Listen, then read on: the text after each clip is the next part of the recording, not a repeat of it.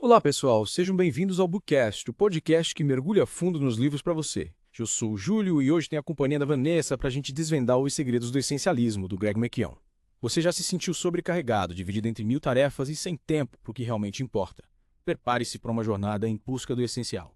É isso aí, Júlio. O essencialismo nos convida a questionar essa correria do dia a dia e a buscar o que realmente nos move. É um guia para filtrar as distrações e focar naquilo que realmente impulsiona a nossa vida. E logo de cara o McKeown já nos coloca frente a frente com a história do Sam, um executivo super bem-sucedido, mas completamente atolado em tarefas. Ele dizia sim para tudo e para todos mesmo sem tempo ou energia. Você se identifica com essa situação? Acho que muita gente identifica, Júlio. O Sam é um exemplo clássico do que o McKeown chama de não essencialista. Ele estava preso na armadilha do sucesso, acreditando que precisava abraçar todas as oportunidades, mesmo que isso levasse à exaustão e ao esgotamento. E o mais interessante é que quando Sam finalmente decide mudar de rumo, ele começa a dizer não para os excessos, focando apenas no que realmente importava. E adivinha? Seus resultados melhoram e muito. Ele se torna mais produtivo, mais focado e ainda recebe um bônus maior.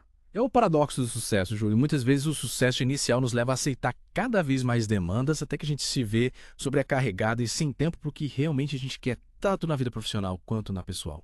E essa pressão para dizer assim, tudo é enorme, né? O próprio McKeown compartilha uma experiência pessoal que exemplifica isso. Imaginem só, ele estava no hospital acompanhando o nascimento da filha e se sentiu pressionado a atender uma ligação de um cliente. Que loucura! É um exemplo perfeito de como a cultura do fazer tudo os coloca em situações absurdas. A história do McKeown nos leva a questionar se a gente está realmente no controle das nossas escolhas ou se a gente está sendo controlado por demandas externas vivendo no piloto automático. E aí que entra a importância da escolha de definir o que é essencial na nossa vida, e essa é a grande sacada do livro, né?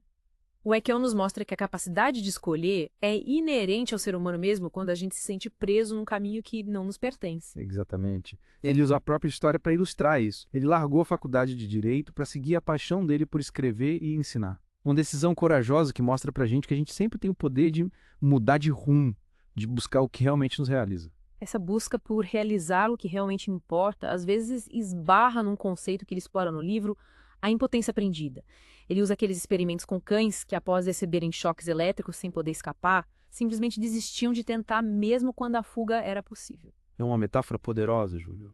Muitas vezes a gente se acomoda a situações que não nos satisfazem no trabalho, nos relacionamentos, em várias áreas da vida. A gente acredita que não tem escolha, que não tem como mudar, e a gente se torna passivo. E tem gente que, em vez de ficar passiva, vai para o outro extremo. Se torna hiperativa. Aceita todas as tarefas, joga em todos os projetos, mas na verdade também está presa na capacidade de dizer não, de discernir o que é realmente essencial. Exato. É outra face da impotência aprendida. A pessoa se ilude com a falsa sensação de controle e produtividade, mas no fundo está aprisionada em capacidade de definir prioridades, de escolher o que realmente importa. E aí como a gente descobre o que é essencial? Essa é a grande questão. No capítulo 3, o McKeown nos convida a questionar a lógica do quanto mais melhor tão presente na nossa cultura. Ele usa o exemplo do chefe Ferran Adrià, que ficou famoso por reduzir os pratos à sua essência, buscando a perfeição nos mínimos detalhes. Lembra que o restaurante dele, o El Bulli, recebia milhões de pedidos de reserva por ano, mas atendia apenas 50 pessoas por noite. E ainda fechava por 6 meses para que o Adrià pudesse se dedicar à pesquisa e criação dos seus pratos. Incrível, né? É um exemplo radical, mas que ilustra a importância de focar no que realmente importa, de buscar a excelência em vez da quantidade. E essa lógica vale para todas as áreas da vida, você não acha? Com certeza. E o McKeown usa outros exemplos, como Warren Buffett, que apesar de ser um dos maiores investidores do mundo, faz poucos investimentos e os mantém por muito tempo, concentrando seus esforços no que realmente acredita ter potencial. É a filosofia do menos mais melhor, aplicada ao mundo dos investimentos, e que pode ser aplicada a tantos outros aspectos da nossa vida. Mas e na prática, como a gente coloca essa filosofia em ação? O McKeown apresenta pra gente o conceito de trade-offs, as escolhas estratégicas que a gente faz ao abrir mão de algo para focar em algo mais importante. Ele usa o exemplo de um casal que decidiu não participar de nenhum clube ou grupo social para ter mais tempo com os filhos. É uma escolha difícil, mas que reflete a priorização do que é essencial para eles. A família. E essa priorização exige que a gente pare para refletir sobre o que a gente realmente quer, né? O McKeown fala sobre a importância de criar espaço para pensar, para se desconectar do turbilhão de informações e demandas que nos bombardeiam o tempo todo. E ele dá exemplos práticos de como fazer isso. O Jeff Weiner, CEO do LinkedIn, reserva 2 horas por dia na agenda para simplesmente pensar sem interrupções. Ele usa esse tempo para refletir sobre a empresa, os produtos, os desafios do mercado. Ele transformou nada em algo produtivo. O espaço para pensar, para se conectar consigo mesmo, vira uma ferramenta essencial para tomar decisões mais claras e alinhadas com seus objetivos.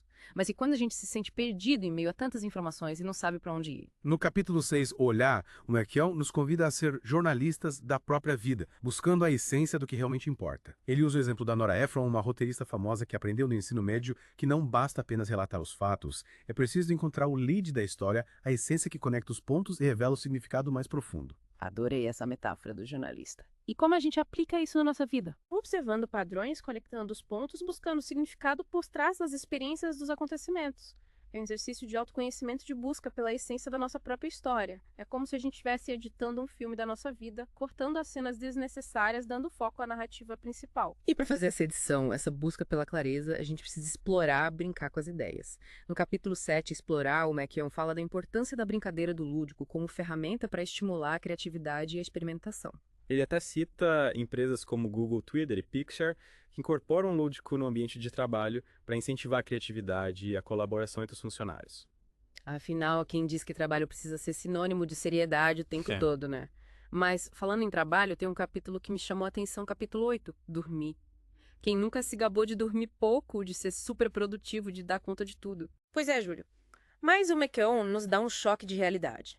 Ele mostra como a privação do sono impacta negativamente a nossa performance, a capacidade de tomar decisões, a criatividade e saúde. Dormir bem é um investimento na nossa capacidade de funcionar em alta performance. E ele cita exemplos de executivos super bem-sucedidos, como Jeff Bezos, da Amazon, que priorizam o sono como ferramenta para ter mais clareza mental, energia e foco. É como se o sono fosse um superpoder. Exatamente. E para garantir que a gente está usando esse superpoder com sabedoria, a gente precisa aprender a arte da edição, que é o tema do próximo capítulo. E voltamos para a segunda parte do nosso mergulho no essencialismo. Preparados para a gente afiar as nossas ferramentas de edição, Júlio? Com certeza. A gente precisa aprender a remover o excesso, a lapidar as nossas vidas, para que o essencial possa brilhar. No capítulo 9, Editar, o McKeown usa a analogia da edição de um filme, você lembra? Sim. É brilhante essa analogia, né? O editor de um filme precisa ter sensibilidade para cortar cenas que não contribuem para a narrativa principal, que distraem o espectador da mensagem central. E a gente precisa fazer o mesmo com a nossa vida. Editar os nossos compromissos, as nossas atividades, até os nossos pensamentos, para que realmente importa, tem espaço para florescer. Mas como a gente faz isso na prática? Como a gente identifica o que precisa ser cortado? O McKeown sugere que a gente se pergunte: se eu não estivesse fazendo isso agora, teria energia e vontade de começar? Se a resposta for não, é um sinal de que essa atividade, esse compromisso não é essencial e talvez esteja na hora da gente repensar. Faz sentido. É como se a gente tivesse que reavaliar constantemente as nossas escolhas, né? E no capítulo 10, Eliminar, o McKeown nos encoraja a usar o não como ferramenta poderosa para proteger o nosso tempo, a nossa energia, o nosso foco. Mas dizer não pode ser tão difícil, né? Sim, dizer não pode ser um desafio, especialmente quando a gente tem medo de decepcionar os outros e de perder oportunidades.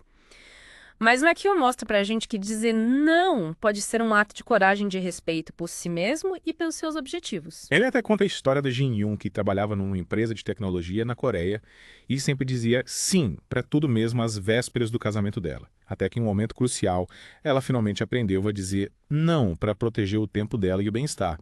É inspirador, né? Super inspirador. A história da Jin Yoon mostra pra gente que é possível definir limites, priorizar o que realmente importa, mesmo em situações desafiadoras. E essa capacidade de dizer não nos leva para o próximo passo, que é o descomprometimento.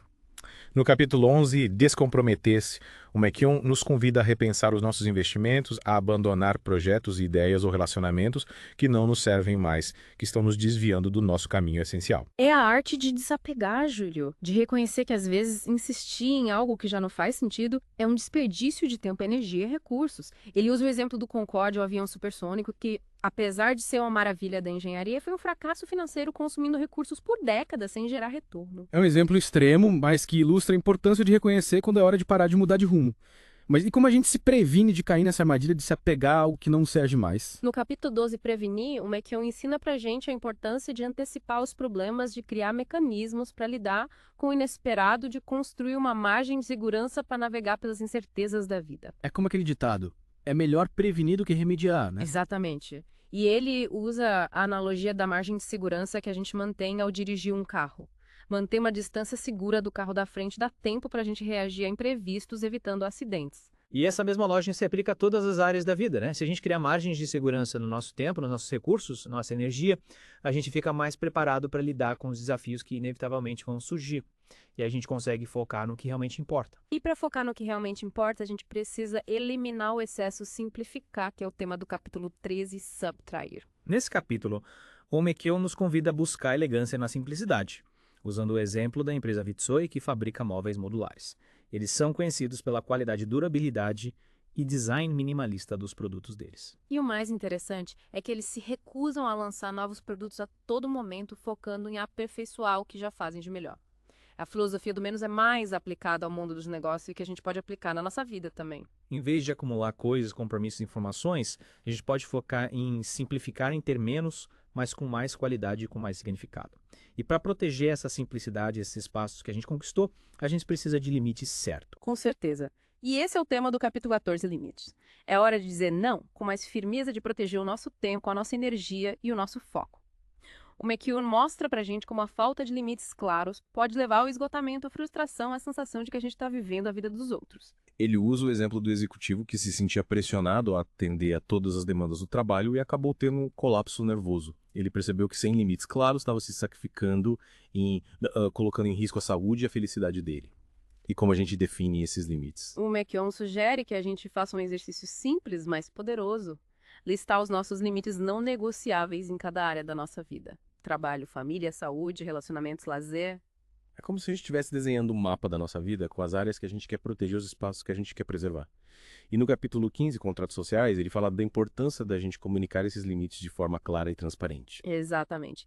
É como se a gente estivesse estabelecendo acordos, definindo expectativas e responsabilidades para evitar mal-entendidos e conflitos. No trabalho, por exemplo, a gente pode ter um contrato social com o nosso chefe, definindo os horários que a gente está disponível para trabalhar os tipos de tarefa que a gente está disposto a assumir. E na vida pessoal, a gente pode ter contratos sociais com os nossos amigos familiares, definindo os limites do que é aceitável ou não em termos de comportamento e de atitudes. Esses contratos sociais, quando bem definidos e comunicados, ajudam a gente a proteger os nossos limites, a garantir que a gente seja tratado com respeito.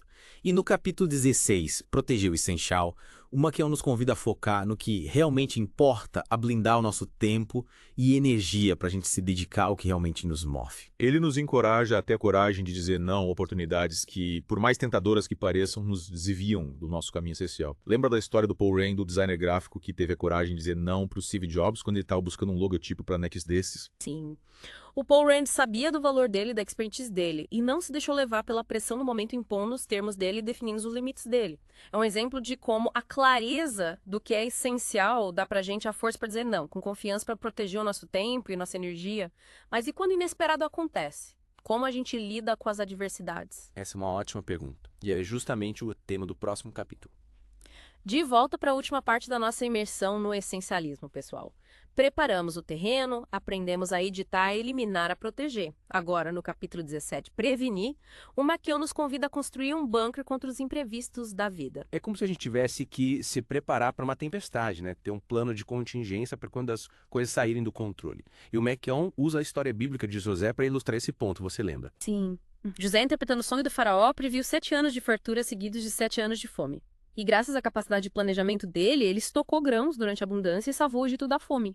É um exemplo incrível de como a prevenção pode fazer a diferença entre o sucesso e o fracasso. E essa lógica se aplica à nossa vida também, né? Se a gente se preparar para os desafios, se a gente antecipar os problemas, a gente constrói uma base sólida para alcançar os nossos objetivos, para navegar com mais tranquilidade pelas incertezas da vida. Exato. E no capítulo 18, Avançar, o McKeown lembra a gente que a jornada em busca do essencial é feita de pequenas vitórias. Ele nos convida a celebrar cada passo dado, cada conquista, por menor que seja. Essa ideia me lembra daqueles jogos de videogame em que a gente vai passando de fase conquistando pequenas recompensas ao longo do caminho. Esses pequenos sucessos motivam a gente a continuar jogando, a seguir em frente. É uma ótima analogia. E o McKeown usa o exemplo de uma delegacia de polícia no Canadá que implementou um sistema de multas positivas, recompensando cidadãos por boas ações, por atitudes que contribuíam para a comunidade. E qual foi o resultado? A criminalidade diminuiu, o relacionamento entre a polícia e a comunidade melhorou e a cidade se tornou um lugar mais seguro e harmonioso. É a prova de que quando a gente foca no positivo, quando a gente reconhece o que está dando certo, a gente cria um ciclo virtuoso de crescimento e bem-estar. Mas para manter esse ciclo em movimento, a gente precisa de disciplina, de rotinas que ajudem a gente a avançar em direção aos nossos objetivos. E aí entra o capítulo 19, fluir. Muita gente vê a rotina como algo negativo, algo que limita a liberdade, mas o McKeown mostra pra gente o outro lado da moeda. Exatamente. Ele apresenta para a gente a rotina como uma ferramenta poderosa para automatizar o que é essencial, liberando tempo e energia para a gente se concentrar no que realmente importa. Lembra do exemplo do Michael Phelps, o nadador olímpico? Sim. Ele seguia uma rotina rigorosa de treinos, alimentação e descanso que levou ele a conquistar 28 medalhas olímpicas. É a prova de que a rotina, quando bem estruturada, pode impulsionar a gente a realizar o nosso potencial máximo. Com certeza. E o McKeown dá pra gente um guia prático para criar rotinas essenciais. Primeiro, a gente precisa identificar os nossos pontos de alavancagem, as ações que geram um maior impacto positivo na nossa vida. Depois, a gente cria um cronograma definindo horários específicos para realizar essas ações. E, por fim, a gente remove os obstáculos, distrações que impedem a gente de seguir a rotina. Esses 3 passos me lembram daqueles livros de autoajuda que ensinam a gente a definir metas, criar planos de ação e eliminar as distrações. Mas o McKeown vai além. Ele mostra como aplicar esses princípios de forma mais profunda, mais conectada com o que realmente é essencial para nós. Exato. E no capítulo 20, Focar, ele ensina pra gente a arte de estar presente, de se conectar com o momento presente do tempo oportuno, o kairos. O Kairos seria aquele momento mágico em que tudo se alinha, em que a gente está totalmente imerso na experiência, sem distrações. Isso mesmo. E ele usa o exemplo do Jiro Ono, considerado o melhor sushi-man do mundo que se dedica à arte dele com paixão e maestria há décadas. Ono é um exemplo de como a concentração e o foco no momento presente permite a gente alcançar a excelência em tudo que a gente faz. E falando em excelência, chegamos ao último capítulo do livro Ser, que convida a gente a integrar os aprendizados do essencialismo e colocar em prática da nossa vida. É como se a gente tivesse que incorporar a filosofia do essencialismo em nosso ser, em nossa essência. Exatamente. O McKeown lembra a gente que o essencialismo não é uma fórmula mágica, um conjunto de regras. É um processo contínuo de autoconhecimento, de aprimoramento, de busca por uma vida mais autêntica, mais significativa. Ele convida a gente a fazer uma escolha consciente, viver uma vida que realmente importe e que faça diferença no mundo. Mas e como a gente faz isso na prática? Como a gente traduz a filosofia do essencialismo em ações concretas? Essa é a grande questão. E o McKeown deixa a gente com essa pergunta. O que você vai fazer para viver uma vida essencial? Ele desafia a gente a encontrar nossas próprias respostas, a traçar nosso próprio caminho em busca do que realmente importa. É um chamado para a gente assumir as rédeas da nossa vida, definir o que é essencial e construir um legado que nos orgulhe e que inspire as futuras gerações. E aí o que você tira dessa jornada pelo essencialismo? Para mim, o grande aprendizado é que a gente tem o poder de escolher como quer viver a nossa vida. A gente não precisa se deixar levar pela correria, pelas demandas externas, pelas expectativas dos outros. A gente pode escolher o que é essencial para a gente e construir uma vida mais significativa, mais autêntica, mais feliz. Concordo plenamente. E para quem nos acompanhou nessa imersão no essencialismo, fica o convite. Explorem o livro do Greg McKeown, experimentem os princípios do essencialismo na prática e descubram o poder de viver uma vida com mais propósito, mais significado, mais essência. E até a próxima, pessoal. Que a busca pelo essencial nos guie sempre.